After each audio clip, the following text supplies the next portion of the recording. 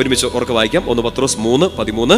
നന്മ ചെയ്യുന്നതിൽ നിങ്ങൾ തീക്ഷ്ണതയുള്ളവരാണെങ്കിൽ നിങ്ങളെ ഉപദ്രവിക്കാൻ ആർക്ക് കഴിയും? പൗലോസ്ലീഹ ഇതുമായിട്ട് ചേർത്തൊരു വചനം പറയുന്നുണ്ട്. റോമ 8:35. എടുക്കണമെന്നില്ല, നിങ്ങൾക്ക് കാണപ്പാട് അറിയാവുന്നതാണ്.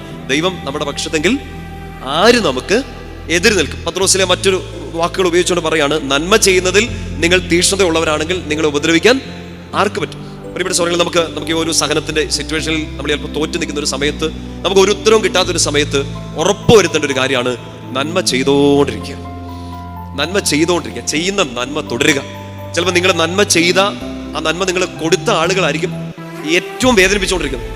ഒരുപക്ഷെ ഇപ്പം നിങ്ങൾക്ക് നിലത്ത് നിൽക്കാൻ പറ്റാത്ത ഒരവസ്ഥ, ശാരീരികമായിട്ടല്ല, നിങ്ങൾക്ക് ഒന്നും ചെയ്യാൻ തോന്നാത്ത ചില ദിവസങ്ങളിലൂടെ കടന്നു പോയിരിക്കും. മതി, ഇത്രയും ചെയ്തത് മതി, ഇത്രയും പ്രാർത്ഥിച്ചത് മതി, ഇത്രയും അധ്വാനിച്ചത് മതി എന്നൊക്കെ തോന്നുന്ന ഒരു സമയത്തിലൂടെ കടന്നു പോയിരിക്കാം. ഒരു പ്രതീക്ഷയില്ല, ഒരു നല്ല വാക്കും കേൾക്കുന്നില്ല. ഏറ്റവും സങ്കടത്തിൽ നിൽക്കുന്ന സമയത്തും ഈശോയെ സ്നേഹിക്കുന്ന നമ്മൾ ഓരോരുത്തരും തീരുമാനിക്കേണ്ട കാര്യം ഇതാണ്: നന്മ ചെയ്യുന്നത് ഞാൻ നിർത്തില്ല. കാരണം വചനം ഉറപ്പ് തരികയാണ്, നന്മ ചെയ്യുന്നതിൽ നിങ്ങൾ ഉത്സാഹമുണ്ടെങ്കിൽ, നന്മ ചെയ്യുന്നത് നിങ്ങൾ തുടരുകയാണെങ്കിൽ നിങ്ങളെ ഉപദ്രവിക്കാൻ ആർക്ക് പറ്റും? പൗലോസ്ലീഹയുടെ വാക്കുകളിൽ, ദൈവം നമ്മുടെ പക്ഷത്തെങ്കിൽ ആര് നമുക്ക് എതിര് നിൽക്കും?